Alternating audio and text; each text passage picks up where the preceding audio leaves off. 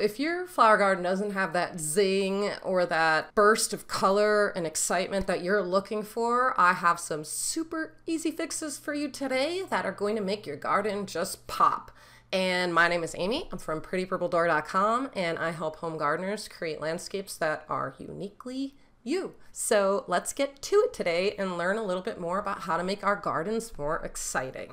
In this video, I'm going to give you some tips and tricks to add excitement to your garden and actually show you why these things work, because I think that's the biggest thing that's always missing from these videos. It's like, oh, look at these beautiful gardens, but then nobody's actually showing you why it works or what they're doing that's going to make it more professional looking and more cohesive and give you that unity and flow and that excitement and all those things that you want. So that's what I'm trying to do today. So how do we create exciting color combinations instead of just harmonious ones like we've talked about in previous videos? We want our gardens to pop, right? Well, the answer is, again, the color wheel. I'm sure you're surprised if you've seen any of my other videos, but I love the color wheel. And this time we're going to be adding a complementary color to our combination. Complements are colors that are opposite one another on the color wheel. And when we combine them in our garden, it's like adding exclamation points all over the place. And that's because a color, when it's placed next to its opposite, its complement, it's going to look its most vibrant and its most bright. So even in this example here with the anemone and the California poppies, you can see how that's just that little burst of that orangey amber color is really just popping. It's making the pinks brighter. It's making the oranges brighter. It punches it up. It punches up the energy for you. So on the color wheel, each primary color, which is red, yellow, and blue, the ones that are jutting out the most on this, they will be directly across from a secondary color, and these are opposites, and they're called complementary colors. And the way my high school art teacher explained it to me, hi Mrs. Barrett, she told me that complementary colors, when placed right next to each other, make each color appear its most vibrant and its brightest. So I remember being in art class and I was doing a self-portrait of myself, and I had on a blue shirt, just like I do now, actually. And I remember her coming over and saying, like, why don't we add this, like, and we were doing oil pastels, and she had me add just like a line of like orange to like the edge of my face or like my neck or something that was near my shirt. And I was like, wow. I couldn't even believe it, because it just made everything like worked. Everything suddenly worked in my painting. I was struggling so much. Self-portraits are like the worst in high school. But anyway, that really just made it make so much sense to me that when they're put right next to each other, the blue is more vibrant, the orange is more vibrant, everything just sort of comes together. So that's why complementary colors in your garden are so great for adding that pop and that excitement. And this blue and orange color scheme is really cool. Orange emperor tulip and some blue forget-me-nots. So what I like so much about adding excitement or creating excitement in your garden is that you don't have to start from scratch. If you already have a garden and you have like a big drift of plants, it's just a great way to really just enhance your garden, make it like a little bit better without doing too much work. So you can also achieve this by the red and the green. So in this example on the left bottom, it's tulips, and those are called euphorbia, those green like squiggly weird looking things. It's a really cool combination, but red is super easy because most plants are already green. So if you have a lot of green, just adding that pop of red, that's why it looks so pretty. And you're like, how did I make this so pretty? It's like, well, because Mother Nature did it for you by adding the green for you. And then the one next to it is a purple and a yellow, and that's with some yarrow, and it looks like salvia and probably catmint in there. Really pretty. I really love that combination too. I'm going to go over this briefly. It's called complex color schemes. If you want to learn more detail about this, I have a video that's all about garden color schemes, so I'll leave a link to that so that you can watch that one. This is more about creating excitement, and really we're just talking about adding the opposites to each other. So if you're taking three colors on the color wheel that are right next to each other, the one that's directly opposite those colors, that's how you would make it pop. And this is actually an example from my my very own garden at home.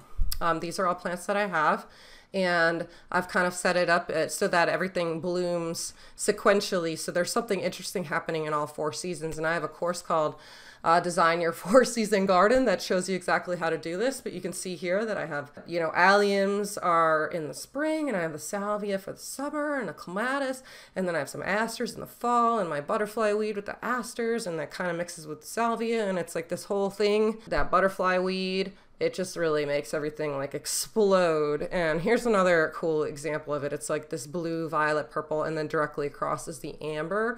And isn't this such a stunning combination? And what if you saw this and there was no orange in it? Like, can you picture it without any orange? It would still be pretty, but it would probably be a little bit on the boring side. And you'd probably be like, oh, I don't know, like something's off. Like I'm picking this purple and it's just not quite working.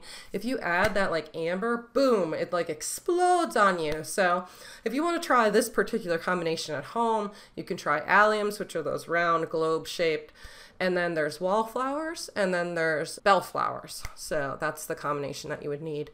So now that we're done with the color, I want to talk about a couple other ways that you can add excitement to your garden that are just beyond the color. The first one is to contrast the plant shapes. On the left, we have this design by Thomas Rayner.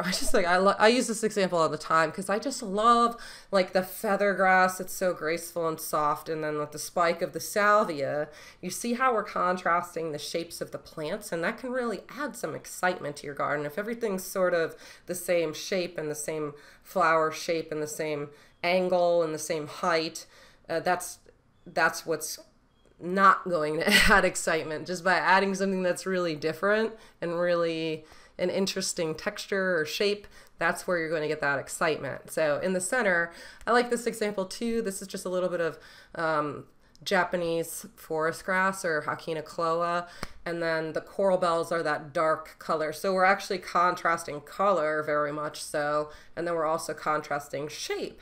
One is sort of drooping, and then the other one's got these like ruffly leaf shape. And then the kicker to it that I like is that tree shooting up in the back, which is really contrasting the shapes. And just having that tree set into a bed of this like flowing grass, really cool. And on the right, I love this example too with the delphinium and the yarrow, because the delphiniums are spiking up and then the yarrow spikes up too, but the yellow is almost like flat. It's almost like horizontal. So you have these horizontal flowers, and then all of a sudden you have these vertical delphiniums, and it's just like we're contrasting the shapes of the plants, and it's so extreme that it creates excitement. It's really cool.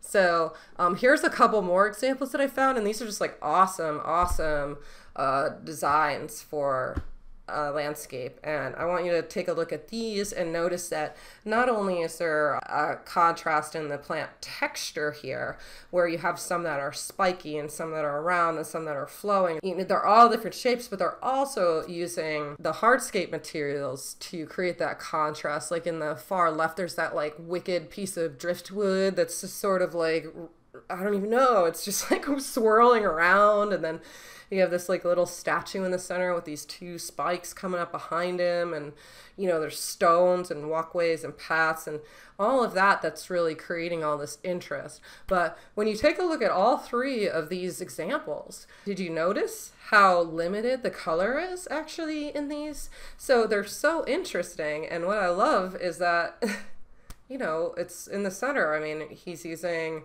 red and orange, and there's like a little pop of blue, that little punch of excitement, but there's not much contrast in the color. All of the contrast is coming from the plant shapes, and it's coming from the plant texture and the hardscaping texture.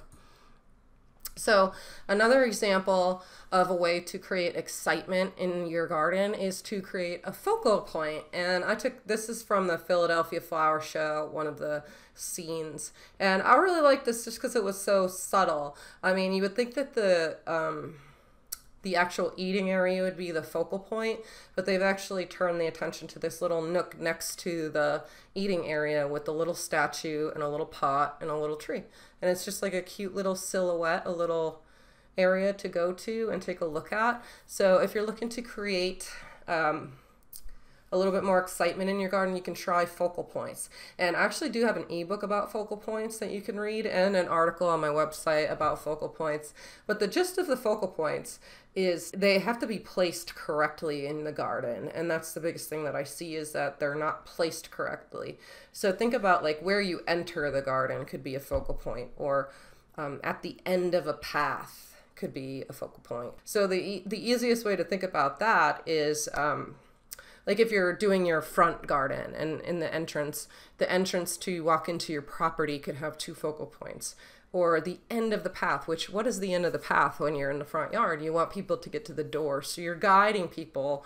That focal point is going to create interest so that somebody will walk towards it. So don't put it somewhere where you don't want people to walk. Don't put it like, oh, I'm going to put it in the corner over here. People are going to walk to it. So you need to position it along a path that you want people to take. It's going to bring them further into your landscape. And that's the best way to use focal points. But I'll leave that link in the description below so that you can get a little bit more information about using focal points in the garden. But it's a great way to add some excitement and some interest, and to make people just curious about your garden.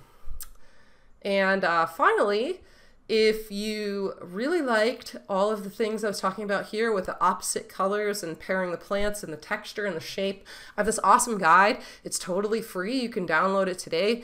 Just go to prettypurpledoor.com/guides. It's called the Plant Pairing Guide, and I have tons of full-page examples of beautiful plant pairings that I've used and what zones they work in and why they work. And if you want to check that out, like I said, just go to prettypurpledoor.com/guides, and then you'll be on my email list too, which weekly I'll be sending out awesome tips like this all the time.